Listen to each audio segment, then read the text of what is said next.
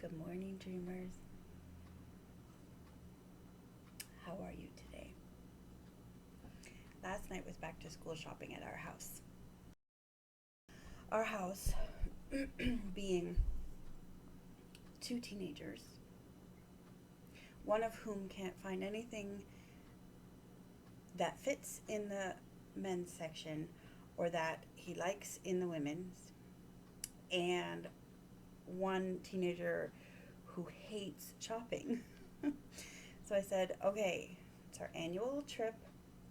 We'll go to one clothing store, one shoe store. We will come away with two pair of pants, some t-shirts if you find one you like, but you have to do the looking, you have to do the whatever.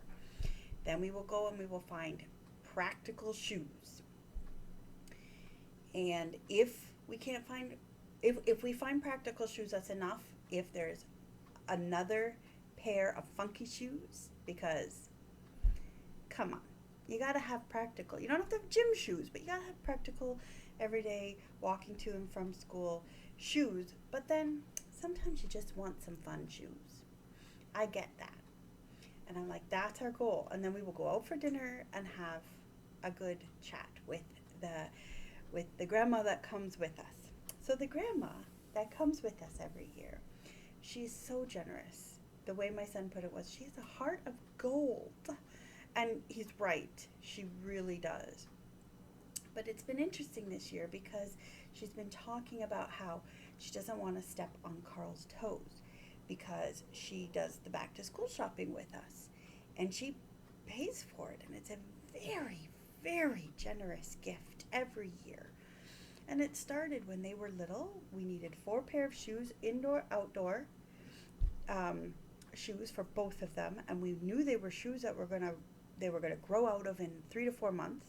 So by Christmas we needed all new stuff, and there was no extra money at that point in time. I was overwhelmed with the debt I had been left with the separation and divorce, and it was like the equivalent of paying 3 rents.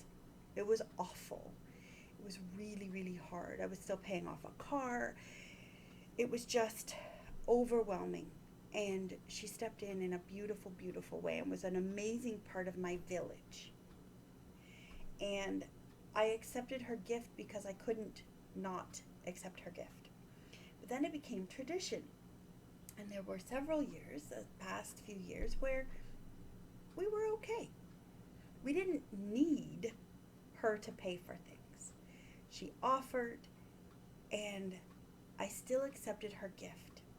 Not to take advantage of her, take her for granted or anything. We are profusely thankful for this. But this year was interesting too, because this year she said she didn't want to step on Carl's toes because Carl could take care of his family.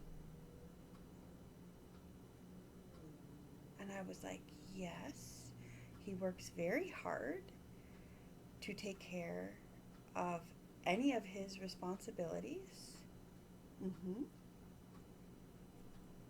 But it struck me that there is still this very ancient, in my world it's ancient, it's probably less than 100 years old, probably less than 50 years old, concept that a single mom can't take care of her own kids all by herself.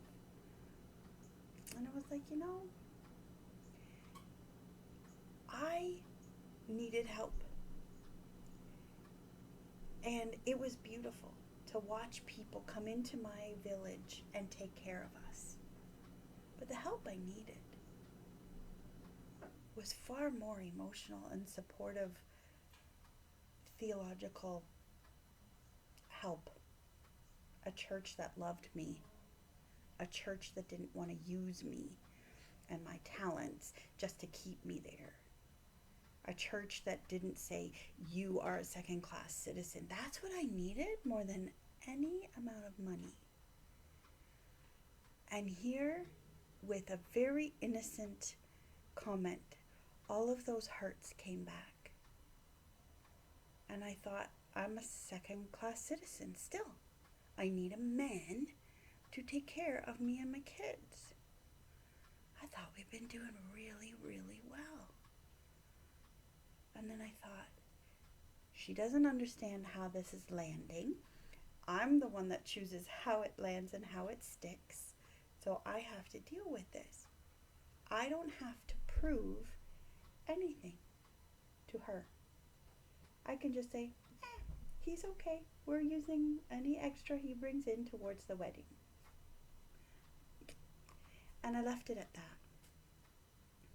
But I thought, I don't have to prove myself. And that, last night, showed very, very healthy growth in me, I think. Because there would have been a time when I don't need a man to take care of me. And I still don't. And those feelings came back. Those feelings of, she thinks I'm a second class citizen because now I have a man that can take care of the kids. Those came back, but she didn't say that. She just said, hey, I don't want to step on Carl's toes. I can step on yours, but I don't want to step on Carl's because he's the man. That's how my brain translates things. But last night I was able to stop, accept the gift for the very, very generous gift that it was, and carry on. And say, I don't have to prove myself to her. She can think whatever she wants to about me. She can think I don't have what it takes. She can think that I need help. Because once upon a time I did. And right now the help I need is friends. Friends that just step in and say, we love you as is. Don't change. And I have a whole world of those people. And I'm overwhelmed by the love that we have experienced as we plan this wedding. I really am. But it was just interesting to watch me respond last night. Because those things started to stir up. And I was like, those are from the past. Those voices are from the past. You do not owe anyone an explanation.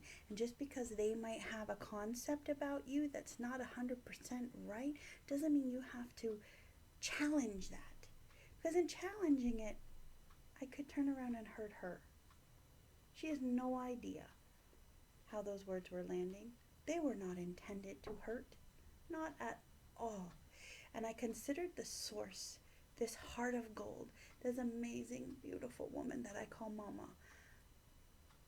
At no point was she trying to be hurtful. None. It's like when people go, oh, you look so cute today, instead of, your shirt's really cute.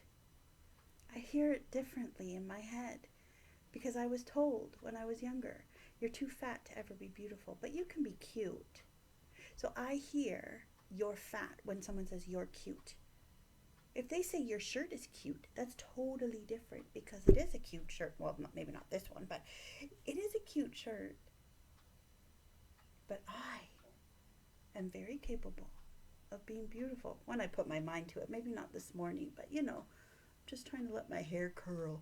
You know what I mean?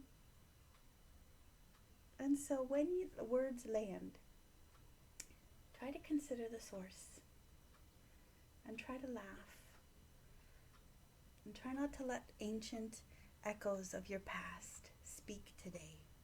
They don't own you. Capture them and tell them you're not welcome here because this person loves me. This person is not trying to hurt me. And this person's trying to think about the other people you are bringing into your life. And that's what I was able to do. A lot of therapy to get there.